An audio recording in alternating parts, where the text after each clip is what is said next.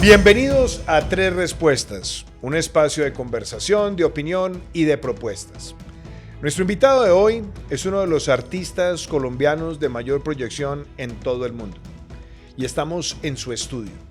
Se trata de Zair García, colombiano nacido en 1975 en Barrancabermeja, estudió en la Universidad Nacional y se ha ido consolidando no solamente por la originalidad de su obra, sino también por sus trazos y los temas que abordan.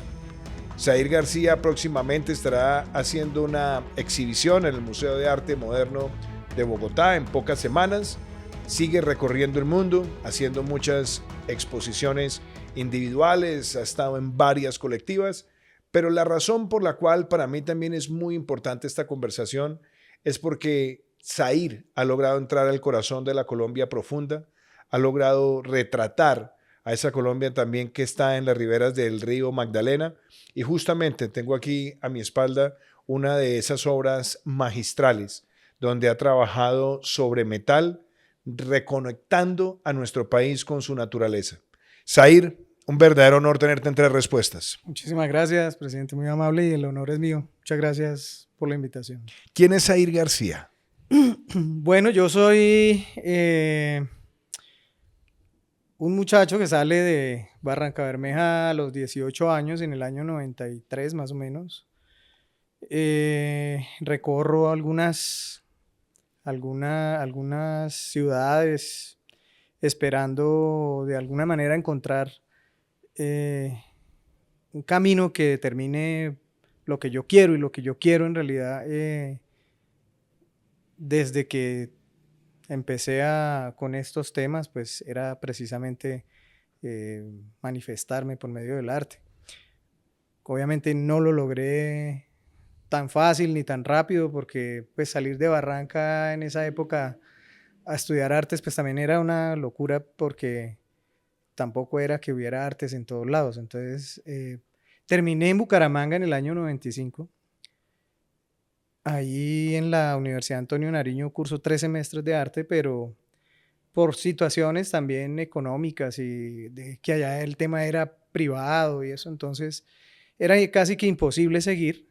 Y, y unos maestros, que todos los maestros que yo tuve allá pues eran de la Universidad Nacional, me animaron a presentarme a la Universidad Nacional, que es a donde llego yo en el año 96 ya a desarrollar mi carrera. Y una pregunta, ese amor por el arte, ¿cómo nace? Me dices, yo, claro, nací en Barranca, somos prácticamente de la misma edad, debo aclarar que eres mayor, pero desde niño empezaste a pintar, ¿te gustaba pintar? ¿Qué pintabas? ¿Y en qué momento llega ese llamado a decir, esto es a lo que me voy a dedicar el resto de mi vida? Pues yo, sí, el amor por el arte siempre estuvo, por el dibujo, por la pintura, pero digamos lo que realmente marca mi decisión de irme a estudiar artes fue un suceso bastante crudo y fuerte en mi familia, que es la desaparición de un hermano en el año 88. Yo tenía 13 años. Y digamos que en esa época, pues era una época demasiado cruda, demasiado fuerte, y sobre todo allá. Y eso de alguna manera fue lo que motivó salir a buscar muchas respuestas, porque entre otras cosas, yo lo que sucedió conmigo en ese momento fue que me abordaron un montón de preguntas, muchas preguntas. Pero en ese entonces, todos mis amigos, compañeritos de esa época,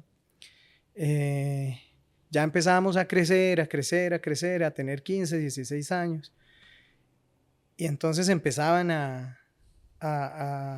de cierto modo, a buscarlo a uno para hacer parte de esos mismos grupos. Y fue lo que realmente yo rechacé. Yo decidí salir a buscar mis respuestas a través del arte, porque yo siempre pensé o he pensado, para mí el arte no solo es mi vida, sino siempre ha sido como el vehículo y el arma con el que yo me defiendo buscando respuestas, mostrando también lo que yo consigo como respuesta para mi vida, generalmente lo plasmo y se lo muestro al mundo. Y así de cierto modo es como he venido tratando de apoyar o de ayudar todo esto, todo ese entorno que me tocó vivir de joven, pues buscando otras salidas, porque es que las salidas eran muy fáciles y eran puntuales. Salir a buscar respuestas por medio del arte en esa época, pues era extremadamente complicado. Y pues afortunadamente la cosa funcionó. ¿Cómo fue ese diálogo también al interior de la familia? Porque lo he visto con muchos de los personajes y amigos que he pasado por este podcast. La relación con tus padres, cuando tú empiezas a manifestar esa sensibilidad, ¿quién de tu entorno cercano te motivó?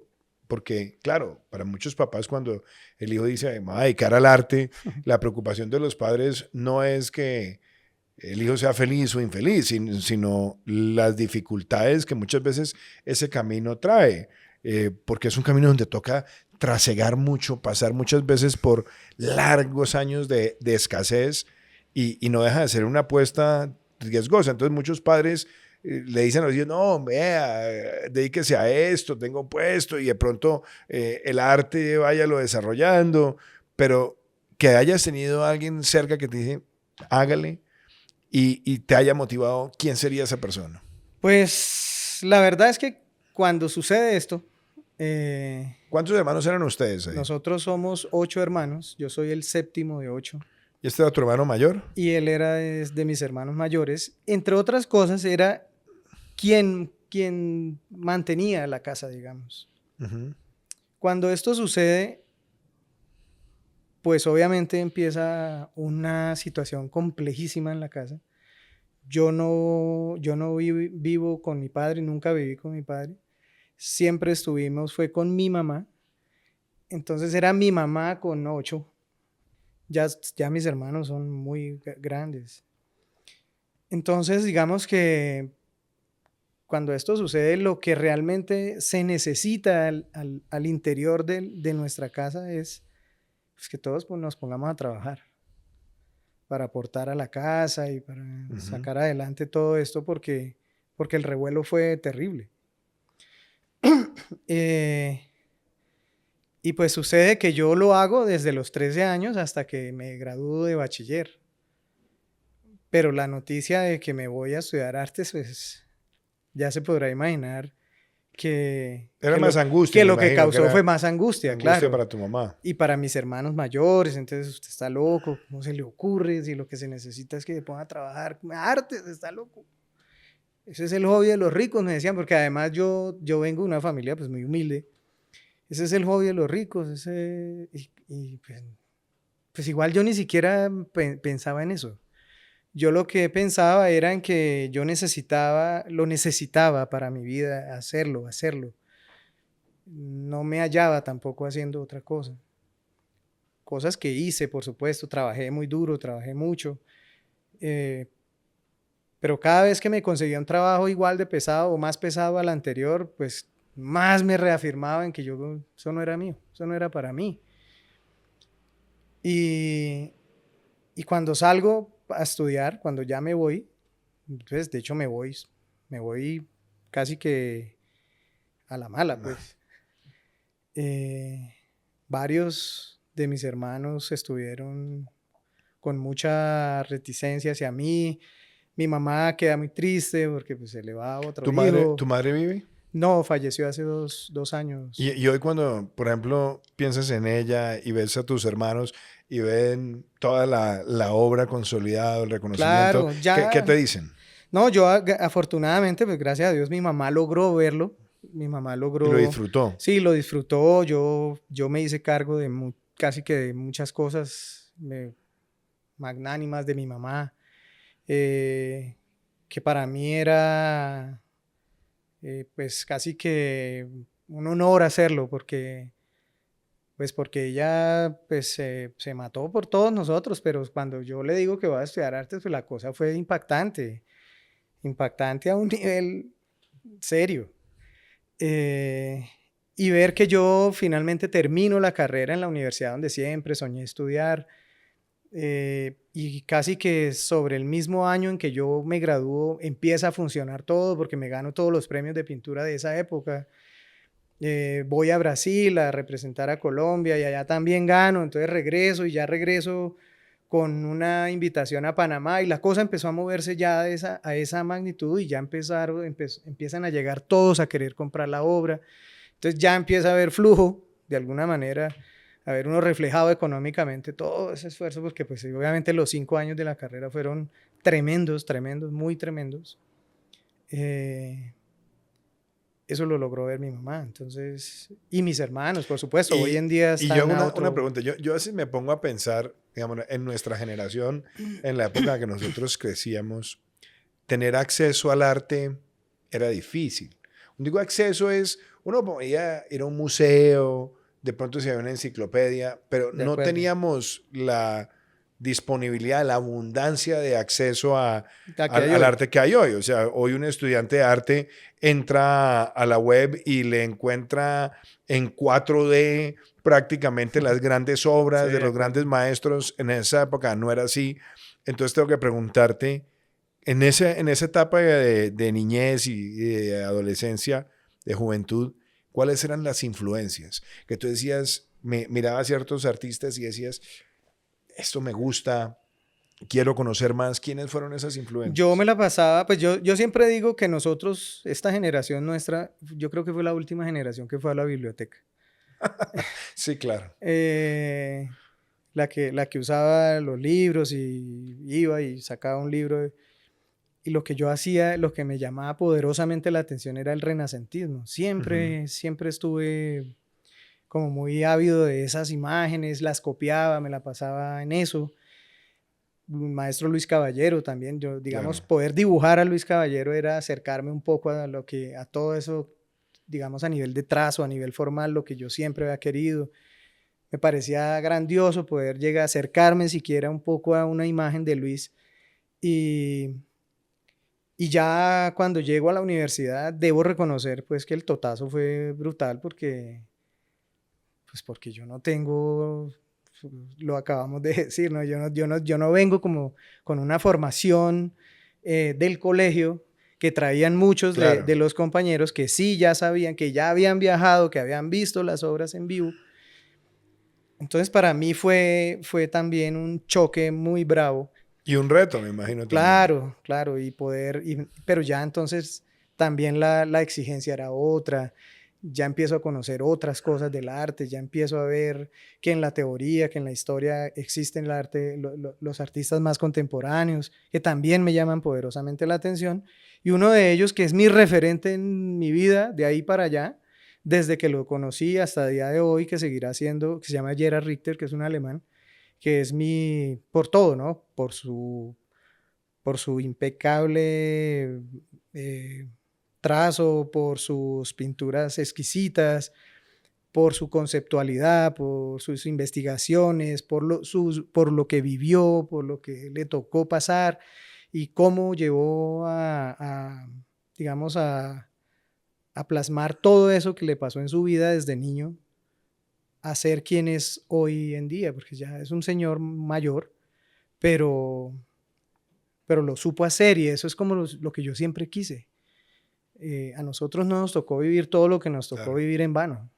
Bueno, y llegas a Bogotá, entras a la Nacional, tiene una escuela de artes, yo creo que si no la mejor del país, o está entre las 2 o 3 mejores del país, pero además llegas a una ciudad donde, sobre todo en esa época, teníamos realmente el gran hub del arte. Sí, O sea, si uno se da cuenta, en el resto del país no había grandes museos, hoy ya hay más, sin duda alguna, pero llegas acá y entonces empiezas a ir al Museo Nacional, empiezas a ir al Museo de Arte Moderno, empiezas a ver las galerías, de alguna forma también las exhibiciones, empiezas a tener más contacto con maestros de pronto de generaciones anteriores y quiénes pasan ahí por la cabeza de Said García como influencia. Hablaste de Caballero, pero te quería preguntar también por otros.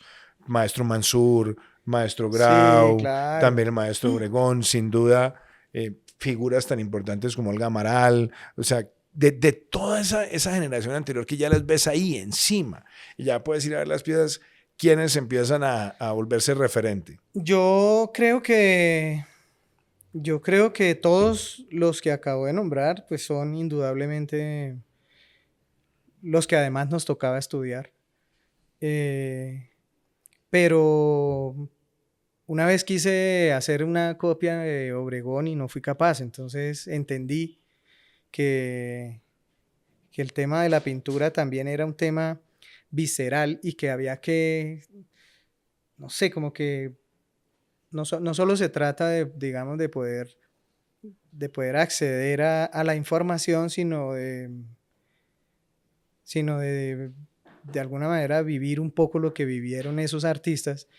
Yo me acuerdo que cuando en el año 96, más o menos, 7, comenzando el 97, había una inauguración en la galería Diners, que hoy es Casa Claro. Rigners.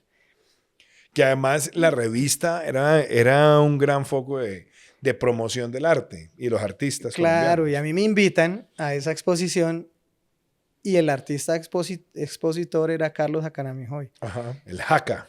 Que yo decía, pues si ese loco acaba de salir prácticamente pues, hace unos años de aquí y ya está allá, y yo me moría por conocerlo. Muy maravillosa obra. Y me voy a la galería a buscar a Carlos, veo la obra maravillosa, fascinante. Yo pero quiero conocer el artista, si está vivo, conozcámoslo. Y no, que está por ahí, está por ahí. Hasta que por fin lo encontré por allá en un rincón y fui y lo saludé. Y él era una persona, o es todavía, una persona muy callada, muy tímida, Introvertida. muy introvertido. Y se me hacía increíble que lo estuviera conociendo, porque eso en Barranca jamás hubiera pasado.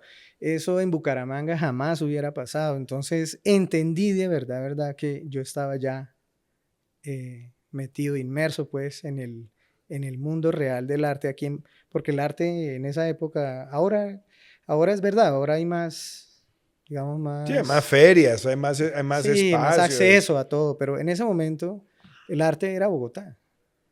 Y una pregunta, ¿y de los artistas latinoamericanos, quiénes más tenían alguna influencia? Que tú te sorprendieras por su técnica, por la forma en la que estaban expresando sentimientos, etcétera. No, los mexicanos son como los más representativos. Diego Tamayo, Rivera, Siqueiros, Rivera. También digamos, por la carga conceptual que le ponían a las obras. Es que cuando yo llego a la Nacional entiendo que no se trata solo de saber pintar o de saber dibujar o de saber hacer las cosas, el saber hacer. También digamos que lo más importante y que fue lo que yo realmente entendí y empecé de cero fue aprender a pensar, aprender a concretar una idea, aprender a enfrentarme a un material distinto a la pintura, que fue chocante. Entonces, cuando ya uno entiende que no se trata de reproducir, de copiar, sino de que en realidad lo que vas a hacer debe tener toda una investigación atrás, pues la cosa es otra. O sea, no era el tema romántico de llegar a pintar, no. Entonces, cuando empiezo a ver todos estos artistas que de verdad tenían toda una carga conceptual fuerte y que el resultado final pues era la imagen, era esa obra, eso hace que yo tenga que investigar más todos estos temas que en realidad siempre me han interesado, que son todos los temas sociopolíticos. Ahora, hay algo también que es interesante, pues te pregunto también por los latinoamericanos, porque es casi que indefectible que el arte tenga sensibilidad política. La tiene, es natural. Sí, por eso, digamos, a mí nunca me intimidaba, por lo menos cuando estaba más involucrado en los procesos electorales, cuando me decían, no, que este artista de pronto tiene una postura muy radical. No me importaba, porque en el fondo yo también en un momento de mi vida previa fui gestor cultural y tuve contacto con muchos artistas. Y yo creo que el arte hay que entenderla como una expresión sociocultural De acuerdo. donde están todos los elementos, incluyendo los elementos políticos. Pero eso lo quiero conectar con algo y es, acabo de terminar un libro muy interesante de Pablo de Ors que se llama Biografía del Silencio. Y él habla sobre la meditación y sobre cómo hay una búsqueda interior, pero también cómo hay una liberación. Y yo creo que los artistas también pasan por un proceso de liberación donde están sus influencias, donde están sus percepciones, donde están también sus ambiciones humanas, por supuesto, de económicas, de Claro. notoriedad, de prestigio, de reconocimiento. Y cuando los artistas se logran liberar de alguna manera de esa carga, empiezan a construir un proceso creativo auténtico. Y ahí tengo que hacer la pregunta, ¿cómo es el proceso creativo de Said García y cómo avanza el proceso creativo? Y si me permite, lo voy a conectar con esta pieza que tenemos acá. Claro. Esta es una parte muy importante de tu obra, donde decides trabajar sobre metal, reto tremendo, que nos vas a explicar, armas un contexto y un concepto de entrar a esta Colombia que está en las riberas del río Magdalena. Empiezas a tocar a los pescadores, la vida cotidiana, pero también llega un momento donde tu obra evoluciona y hoy o pasa a un tema, a otro material como lo estás haciendo ahora. Entonces, ¿cómo es el proceso creativo? Y también, ¿qué pasa como artista cuando dices, bueno, ahora voy a entrar a la siguiente etapa que vas a hacer una exhibición sobre las migraciones, los movimientos migratorios en el mundo, estás trabajando nuevamente en lienzo y la gente te sigue diciendo, ay, Zahir, yo quiero una La de las anterior. anteriores. ¿Cómo es ese proceso? Pues primero es maravilloso, antes de complejo, es más maravilloso. Pero digamos que mis procesos creativos eh, tienen mucho que ver con dos elementos fundamentales en mi vida, que es la música y la literatura. Yo me nutro mucho del folclore, yo escucho mucho folclore del mundo, mucha música africana, eh, folclore tailandés, folclore de muchos países, que en realidad lo único que, o lo más importante que transmite eso, en realidad son las formas de vida. Cuando yo entiendo que las formas de vida en muchos lugares remotos del mundo son tan parecidos a las formas de vida de acá de este lado, pues es fascinante porque de alguna manera el puente, el vehículo con que yo conecto eso es esto.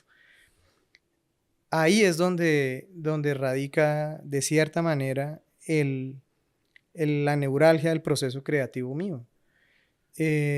Cuando yo me lanzo a hacer el tema de las plataneras, yo siempre lo digo que esta imagen, que esto es sur de Bolívar, por ejemplo,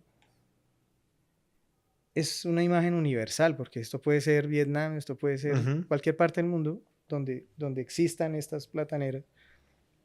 Pero eso lo entiendo con el trasegar de los años, porque cuando yo salgo a experimentar mi vida y a tratar de mostrar mi vida en la pintura, entiendo pues que esto no me pasó a mí solamente, y que la vida sigue girando y le está pasando a todo el mundo. Y entonces entiendo que hay unas dinámicas para todos.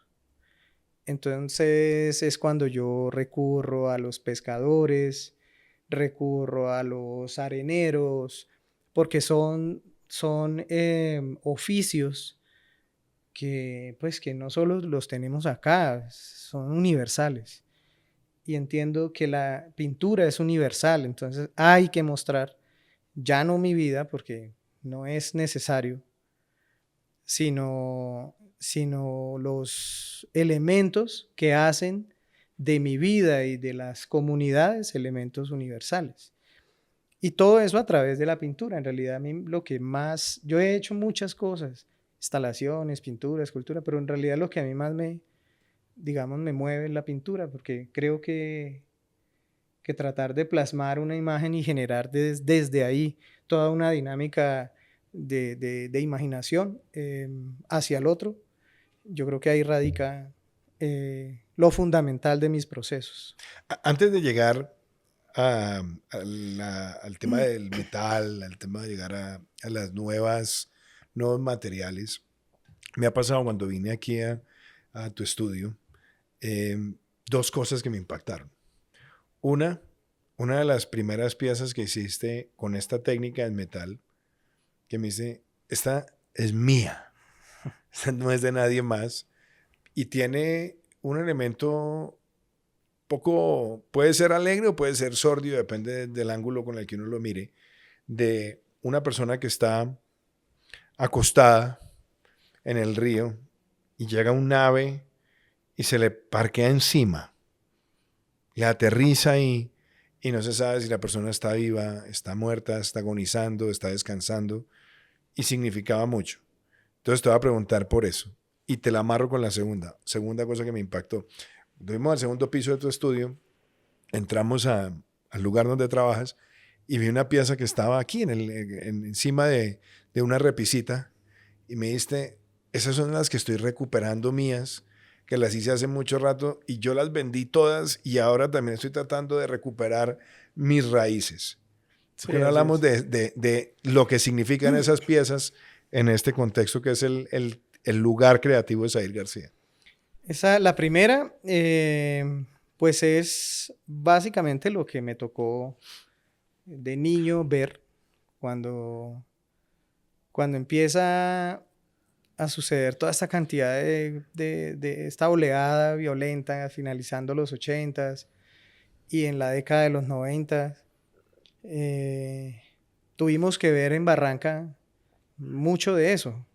Y esa es una de las imágenes que a mí más me impactó de pelado, porque era que venía un grupo de aves flotando en el río y entonces cuando las espantaba era que se sabía que venían era sobre un cadáver. Entonces a mí eso me impactó muchísimo. Y yo siempre he tratado de mostrar todo esto de una manera muy tranquila, mejor dicho.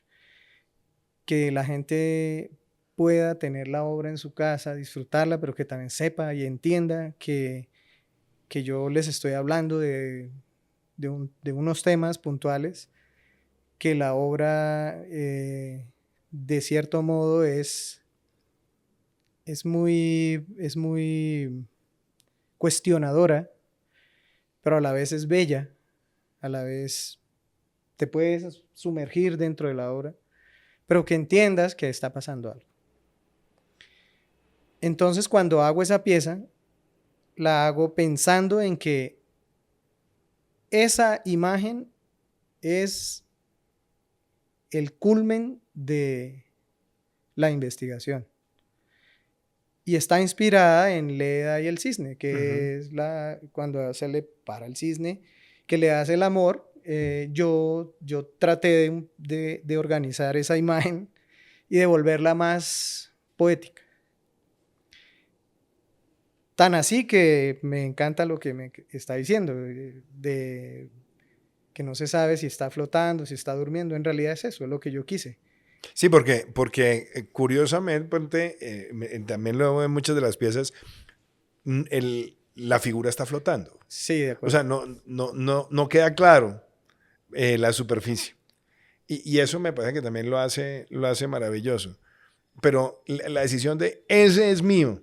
Ese es mío. ¿Eso por qué? Solo hice esa pieza. Algo tiene que significar para ti decir, aquí logré dominar la técnica que quería. No, más que la técnica o que lo que represente formalmente es lo que representa conceptualmente. Esa pieza yo creo que reúne en esa imagen 10 o 15 años de investigación, donde se mostró, digamos, desde las cosas más bellas y más sutiles y pasando por unas un poco más fuertes, otras tristes, digamos, todos los sentimientos y sensaciones que pueda generar una pintura, creo que en esa pieza se resume toda la investigación de Magdalena. Por eso la he querido conservar, me la han querido comprar de Europa, de muchos sitios. Y la verdad creo Pero ahí que... voy a hacer la pregunta indiscreta. Esa no la estás engordando, o sea, se queda contigo No, siempre. esa se queda acá. Es que esa pieza tiene finalmente que hacer parte de la superación del error que cometí con las otras que me acabas de mencionar.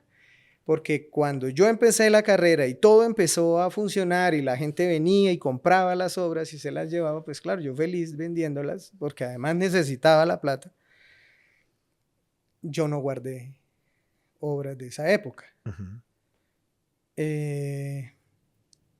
Y pasan los años y después el Banco de la República compra esas obras y yo digo, pero yo, ¿por qué yo no tengo esas obras? Y me toca empezar todo el proceso a esperar a que empiece a moverse el mercado secundario, empiezan a aparecer en subastas obras de estas, que obviamente yo mando a comprar Claro. con amigos. Y me hago otra vez, o tengo, digamos, personas de esa época que, venga, me enteré que usted está comprando esta pieza. Sí, claro. Y así me he hecho nuevamente como a esas piezas de esa época. ¿Cómo llega el metal? ¿Y cómo empieza el proceso también? Hiciste la investigación, tienes el proceso creativo, pero ¿cómo llega la decisión de, bueno, me voy a mandar a hacer algo que es audaz? Obviamente hay muchos artistas que han trabajado el metal en muchas maneras, pero en el estilo de arte, en la forma en la que está contando una historia, es profundamente original y va mucho más allá de la decisión de la superficie. ¿Qué significó para ti el metal y la forma en la que estabas contando una historia a través de esa superficie? Sí, el tema del metal claramente ha sido trabajado a través de la historia. Yo no me inventé trabajar sobre el metal, sobre el acero, pero sí obedece a algo bien particular y es que en los trabajos de campo,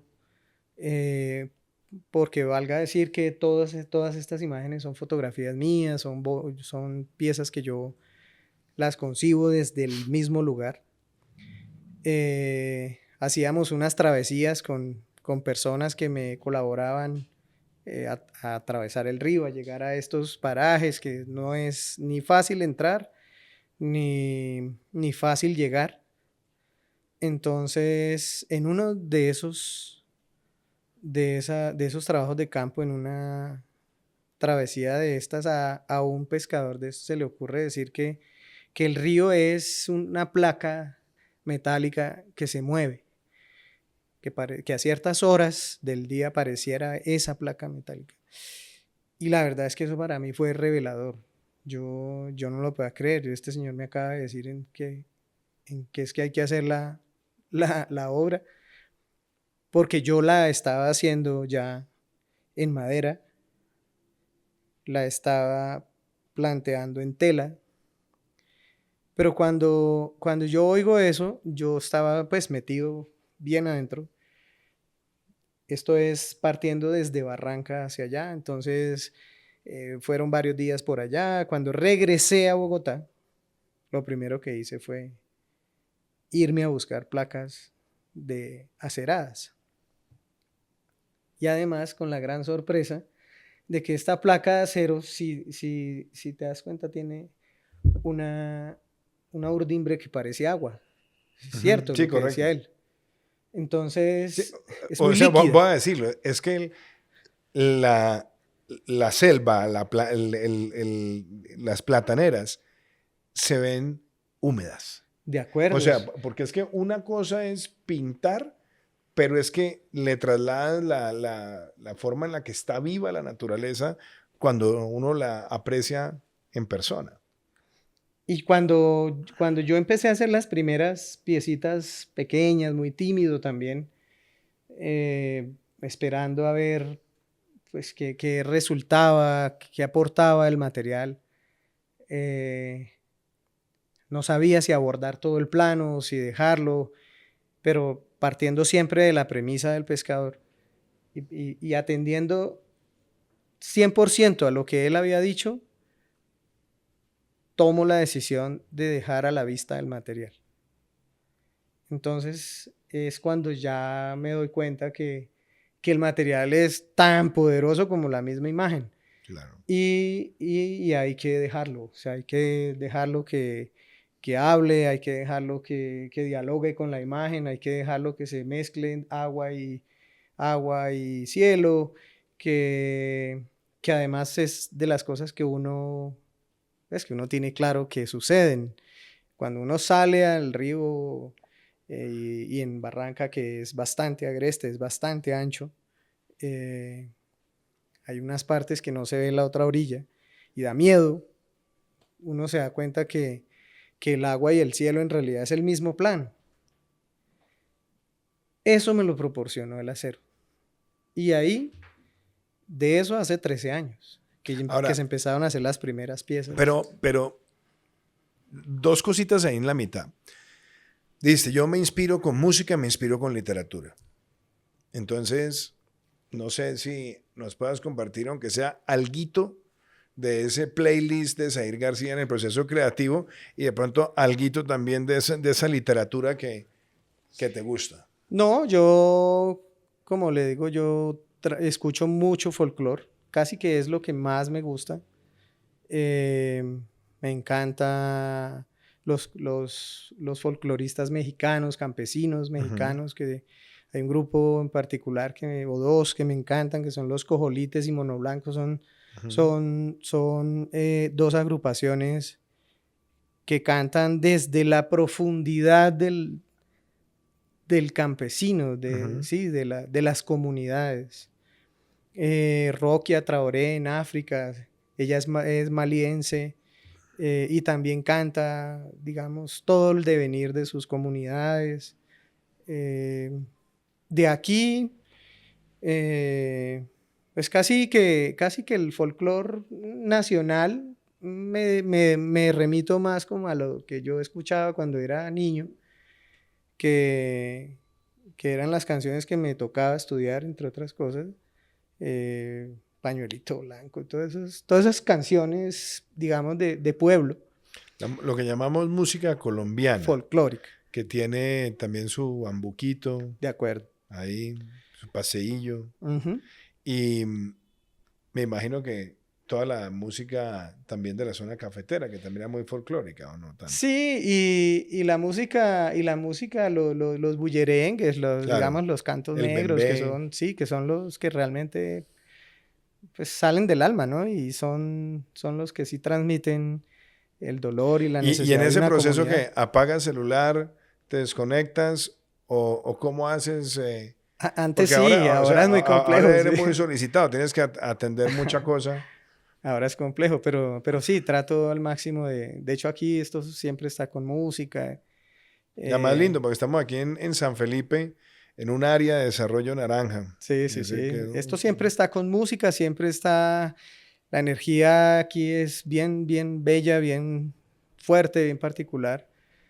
Pero yo siempre he dicho que la energía la trae la música. y hay otra cosa, ahora veo, vas para el Museo de Arte Moderno de Bogotá en pocas semanas, vas a mostrar una nueva aventura. Estás entrando a los procesos migratorios del mundo, estás volviendo también a la tela. Sí, de acuerdo. Entonces, obviamente, después de 13 años de estar en el mundo de explorar el metal y la técnica, ¿qué te motiva a esta nueva apuesta y qué apuesta estás haciendo como artista con esta nueva serie?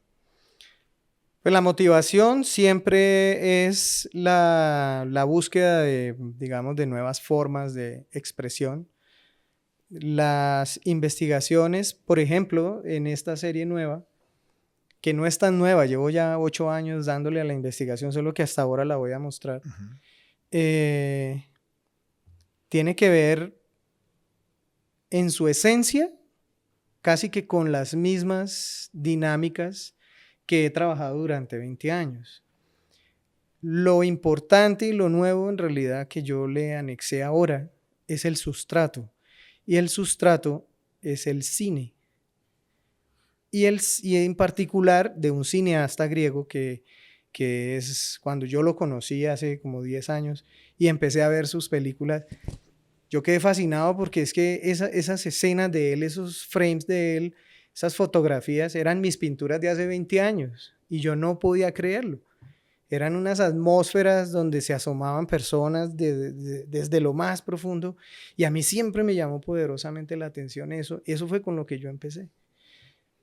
Entonces empiezo a ver las películas de Teodoro Angelopoulos y me doy cuenta que digamos que el concepto de él en el fondo es lo mismo que yo he trabajado durante tantos años, pero en esta parte del mundo, que son las migraciones, las diferentes, digamos, manifestaciones sociopolíticas en Grecia, en Albania.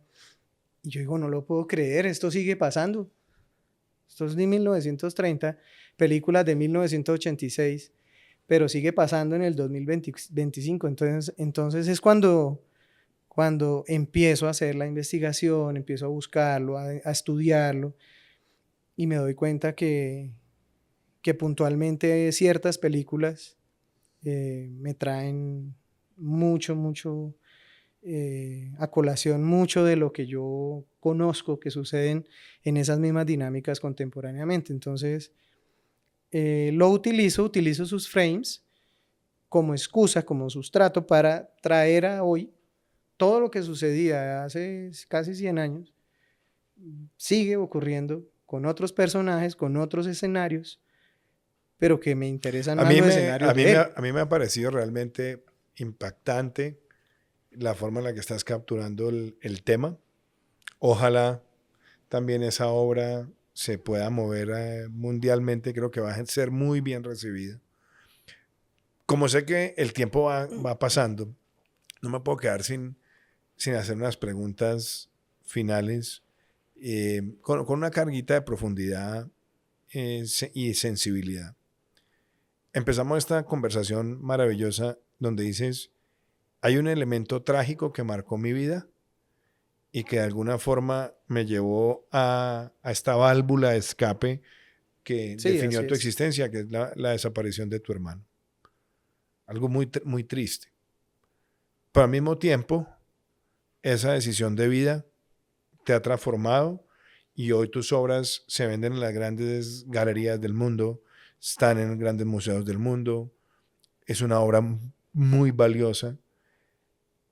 ¿Qué le diría el Zahir García de hoy a ese niño de 13 años que acaba de pasar por ese momento difícil y que se empieza a preguntar tantas cosas que solamente el arte le empieza a resolver?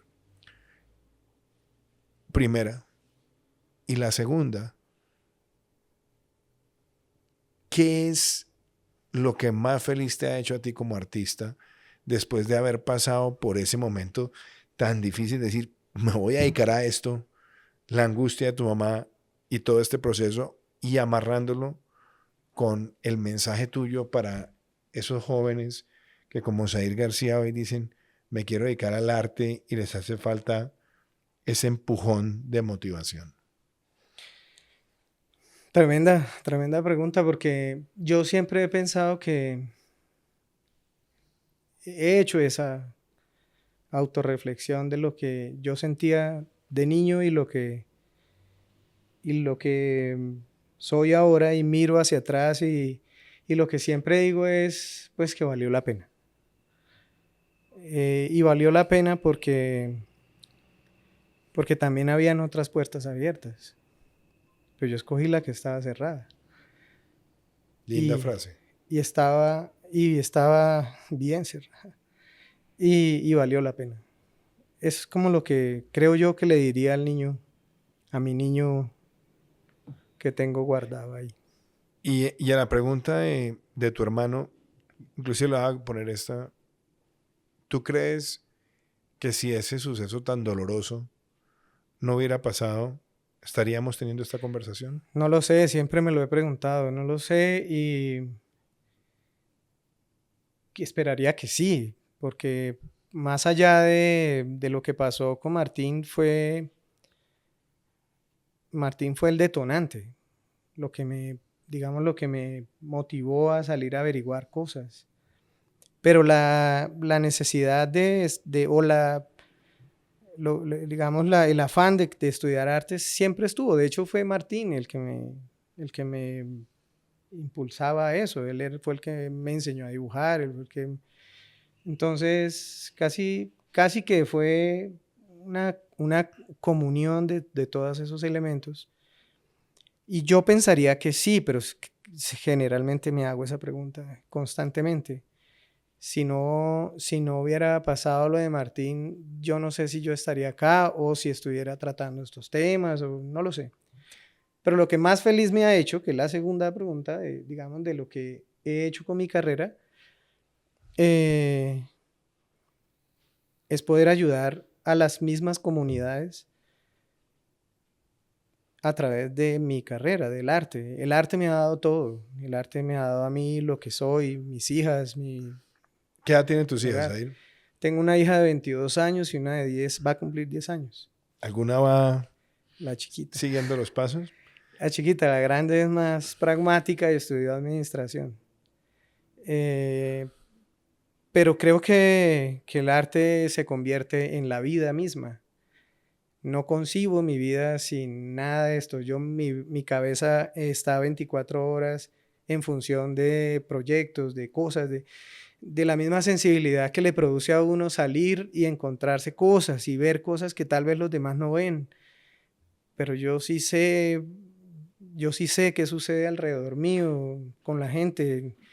Y eso, de cierto modo, me satisface mucho porque por medio del arte, por medio de Magdalena, por ejemplo, que para hablar puntualmente de Magdalena no solo ha generado dinero, ha generado unas dinámicas con las poblaciones de donde se han mostrado que hoy en día son motivo de satisfacción y de alegría saber que, por ejemplo, en la Ciénaga Grande ya tenemos una fundación, que los niños tienen computadores, que les vamos a llevar agua potable, que cosas así. Y que eso lo ha arrojado, de cierto modo, al espectro Magdalena y el arte en sí. Entonces, Zair, y al artista que está ahí esperando la decisión, sin caer en frases de cajón, ¿cómo lo motivarías a dar el paso? pues es que hoy yo no sé, pero yo siempre he pensado que a uno lo que realmente lo mueve y lo impulsa a hacer cosas de las que uno ni siquiera uno sabe que es capaz, es una sola cosa y es la necesidad. Si esa necesidad se suple con otras cosas, va a ser muy difícil que los artistas jóvenes salgan al ruedo con cosas potentes. Eso se debe también a toda la cantidad de cosas que abruman el mundo tecnológicamente hablando y estas cosas. Si no se desprenden un poco de todo ese tema tecnológico, del facilismo que produce hoy en día la inteligencia artificial hasta para pensar, para escribir, ¿sí? Va a ser complejo que, digamos, que se muevan las cosas, pero sé perfectamente que hay muchos muchachos con un talento enorme. Aquí lo ve uno a cada rato. Trato siempre de apoyarlos, de ayudarlos, de abrirles las puertas que yo sé que ya puedo tocar. Pero creo que es necesario que Tengo suceda. Tengo dos preguntas finales. También aquí en el estudio, yo vine y te empecé a hacer muchas preguntas. Me encontré con una pieza y me dice, no, esta no es mía, esta es de un amigo. Y entonces, obviamente te pregunté, bueno, ¿y ahí cómo la vaina? ¿Se hacen trueques o cómo es? ¿Cómo se trabaja esa conversación? Y de pronto la pregunta es, ¿quiénes son en este mundo los artistas colombianos de nuestra generación? ¿Quiénes son los amigos tuyos? ¿Con quién parchas? Bueno, yo me volví muy ermitaño además, ¿no? Yo salgo de mi casa a mi taller y de mi taller a mi casa y casi no voy a nada, pero tengo un grupo de amigos que, digamos que son los que yo frecuento, con los que estudié, con los que me gradué y con los que he venido haciendo carrera hombro a hombro, que son Miller Lagos, Rodrigo Echeverry, Eduard Moreno, Saúl Sánchez, varios que son de mi generación y con ellos. Y hay buena tertulia creativa, o sea, ¿qué Sí, está haciendo sí, cada uno? incluso, por ejemplo, cuando nace un proyecto o empieza a germinarse una idea, son a ellos a los que Y te dice, generalmente vea, uno, mítale esto, o piénsele, sí, búsquele este otro ángulo, y o qué así lo hace. piensa de esta pieza y diga lo que necesite decir y a partir de eso también uno se nutre porque sabe que la puede seguir por ahí o le cambia radicalmente la dirección, en fin, ahí, ¿Cuántas obras, o sea, cálculo, crees que has hecho en tu vida? uff. No sé, pero Tira, creería tira, yo tira que un número. 800. Ok, entonces mi pregunta es, ¿qué obra no has hecho que quieras hacer? Pues la obra que nunca se hace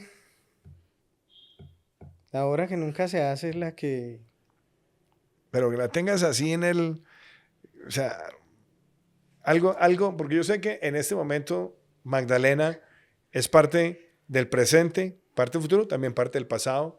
Migraciones es parte del presente, pero es parte también del futuro. Viene con una larga trayectoria de investigación. Entonces la pregunta es, o sea, ¿cuál es el siguiente nivel donde tú dices, me voy a meter a hacer esto y sé que es la gran apuesta de mi talento, de mi capacidad y aquí la tengo entre ceja y ceja? yo quiero hacer muchas instalaciones.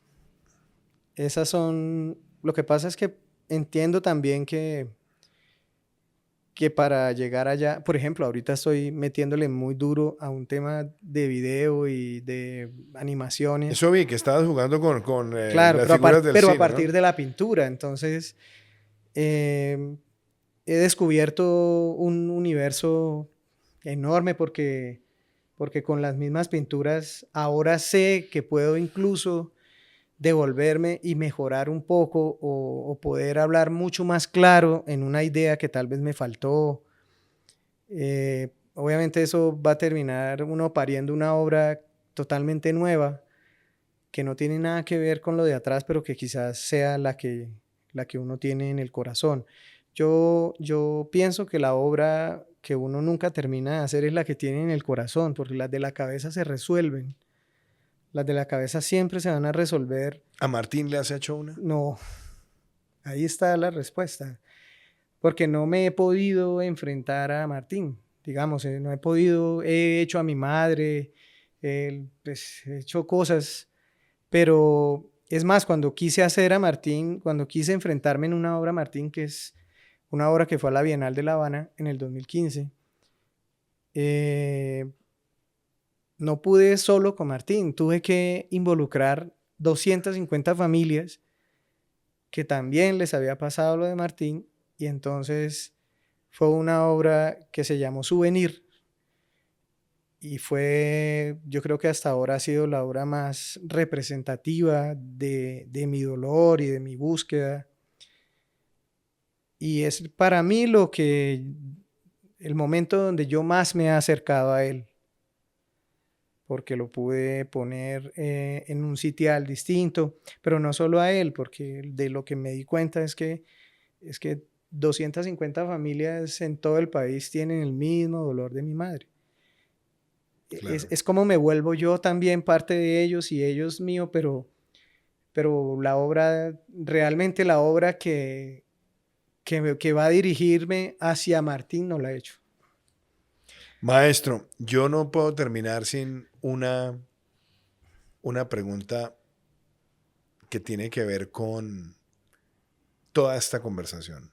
Y es, hay muchas piezas, hablaste de Souvenir, pero hay piezas que uno siempre lleva en el corazón, en la conciencia.